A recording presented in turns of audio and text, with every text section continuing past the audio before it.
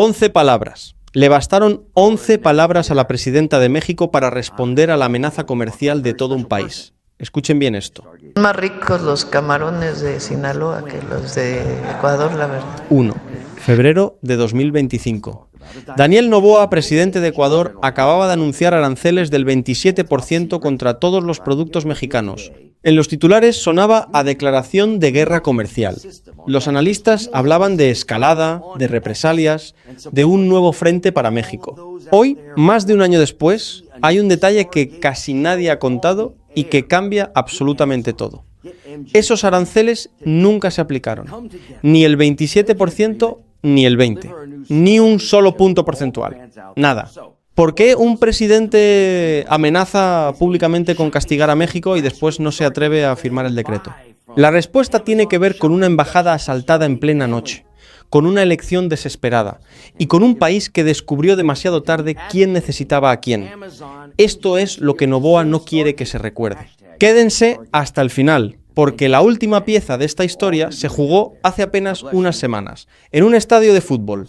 Para entender por qué Noboa amenazó a México, hay que regresar a la noche del 5 de abril de 2024. Quito, Ecuador.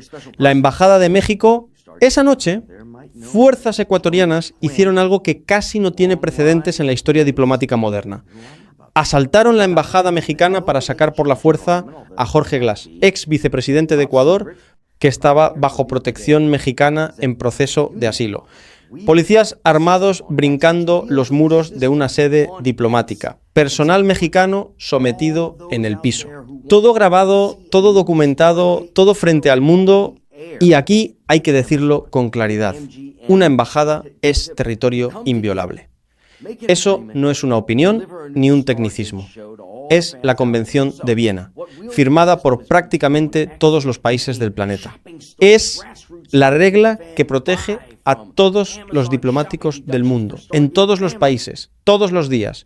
Violarla es cruzar una línea que ni siquiera en tiempos de guerra se cruza. Ni las dictaduras más duras del siglo XX se atrevieron a tanto.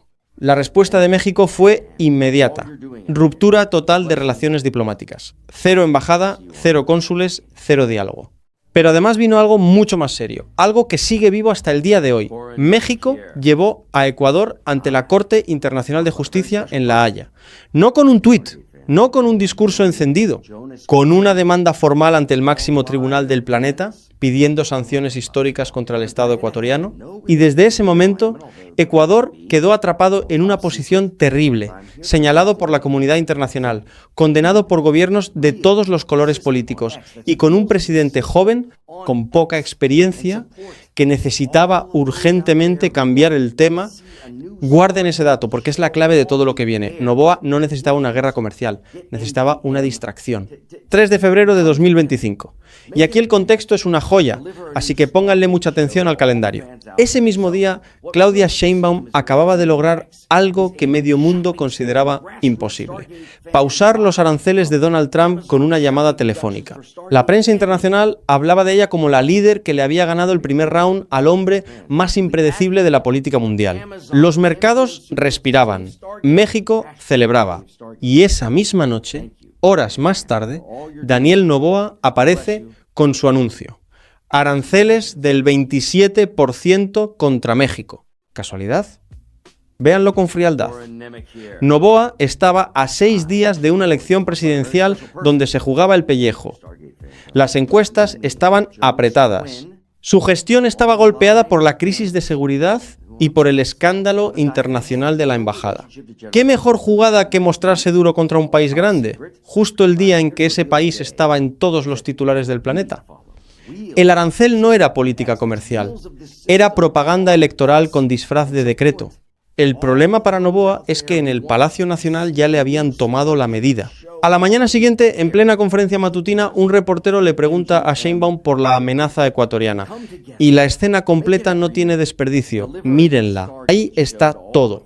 Ni un plan de represalias, ni una reunión de emergencia, ni un comunicado de 12 páginas, una broma sobre camarones y la sala de prensa riéndose de la amenaza de todo un jefe de Estado. ¿Y saben por qué la presidenta podía darse ese lujo? por un número que ella misma había puesto sobre la mesa un día antes, cuando le preguntaron cuánto le compra México a Ecuador. 0.4%. Escúchenlo bien. De cada 1.000 pesos que México gasta en importaciones, solo 4 pesitos vienen de Ecuador. Camarón, cacao, atún, conservas. Cosas que México produce en sus propias costas o que puede comprarle a cualquier otro país mañana mismo. Pero ahora volteen la ecuación, porque aquí está el secreto que en Quito nadie quería discutir en voz alta. ¿Qué le vende México a Ecuador? Medicamentos, autopartes, manufactura, tractocamiones, productos de consumo diario. Cosas que las farmacias, los talleres y las fábricas ecuatorianas necesitan y que no se sustituyen de un día para otro. Un arancel del 27% no castigaba a los exportadores mexicanos. Encarecía la vida de los propios ecuatorianos. En plena crisis económica, en plena crisis de seguridad. En otras palabras, el arancel de Noboa no era una bala contra México. Era una bala contra su propio pueblo. Y en el fondo, su propio gobierno lo sabía perfectamente. Y entonces pasó lo que tenía que pasar.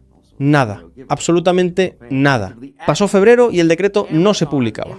Noboa ganó su elección en abril, ya no necesitaba el espectáculo y el arancel seguía sin existir. Pasaron los meses. Los contenedores mexicanos siguieron llegando a Guayaquil exactamente igual que antes. Las farmacias ecuatorianas siguieron vendiendo medicamentos mexicanos. Los talleres siguieron instalando autopartes mexicanas. La famosa guerra comercial del 27% se quedó donde nació, en un anuncio de campaña. Y la prensa terminó confirmándolo con todas sus letras.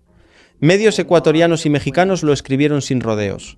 Ecuador amenazó con aranceles a México, pero nunca los concretó. ¿Por qué?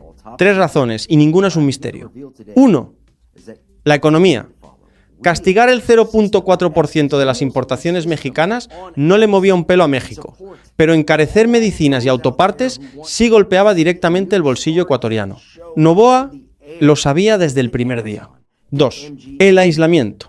Ecuador ya cargaba con la demanda de México en La Haya por el asalto a la embajada. Sumarle una agresión comercial unilateral era regalarle argumentos a México ante el mundo entero y aparecer otra vez como el país que rompe las reglas. 3. Y esta es la más humillante de todas. Ecuador lleva años rogando por un tratado de libre comercio con México. Lo necesita desesperadamente, porque sin ese tratado no puede entrar de lleno a la Alianza del Pacífico, el bloque comercial más importante de la región. Y no puedes declararle la guerra comercial al mismo país al que le estás pidiendo por favor que firme un tratado contigo. Noboa amenazó con un arma que apuntaba a su propia sien. Y por si el destino quisiera ponerle música de fondo a esta historia, en junio de este año, 2026, los dos países se encontraron cara a cara en el Mundial. Octavos de final, estadio lleno, México 2, Ecuador 0, eliminados y de regreso a casa. La reacción de Quito, volver a hablar de aranceles, ahora del 30%. Otra vez el mismo guión de siempre.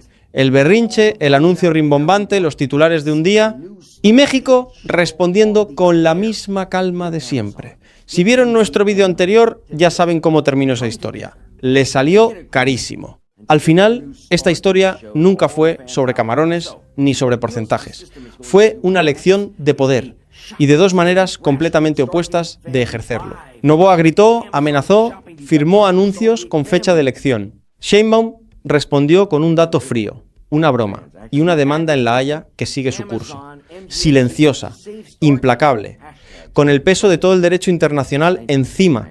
Uno jugó para las cámaras de un fin de semana electoral. La otra jugó para la historia y los aranceles fantasma del 27% quedaron como lo que siempre fueron. El bluff de un presidente que confundió la política exterior con un mitin de campaña. Yo en el video y en el escrito puse, la soberanía no es negociable, México no está en venta. Y eso nos une a los mexicanos. Bueno, algunos mareados que todavía miran al norte. Ahora la pregunta es para ustedes.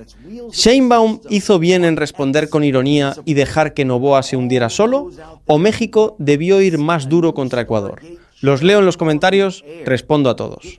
Y si esta historia les pareció increíble, esperen a ver lo que Ecuador está haciendo en este momento. Porque Noboa ya se cansó de amenazar a México y acaba de encontrar una nueva víctima para sus aranceles, Colombia. Esa historia ya está aquí arriba. Nos vemos ahí.